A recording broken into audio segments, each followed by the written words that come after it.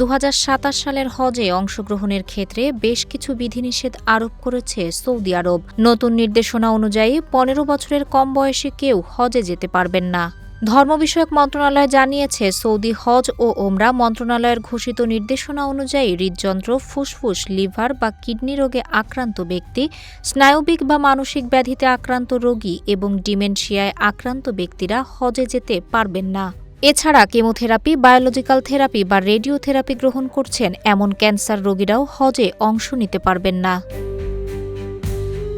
জনস্বাস্থ্যের জন্য ঝুঁকিপূর্ণ সক্রিয় সংক্রামক রোগ যেমন যক্ষ্মা ও হেমোরেজিক ফিভারে আক্রান্ত ব্যক্তিদেরও হজে যাওয়ার অনুমতি দেওয়া হবে না। এদিকে গর্ভাবস্থার শেষ 2 মাসে থাকা বা ঝুঁকিপূর্ণ গর্ভাবস্থায় থাকা কোনো নারী হজযাত্রী ফিটনেস সনদ পাবেন না, ফলে তারাও হজে যেতে পারবেন না। এসব বিধিনিষেধ 2027 সালের হজ ব্যবস্থাপনার অংশ হিসেবে কার্যকর হবে বলে জানিয়েছে ধর্ম বিষয়ক মন্ত্রণালয়।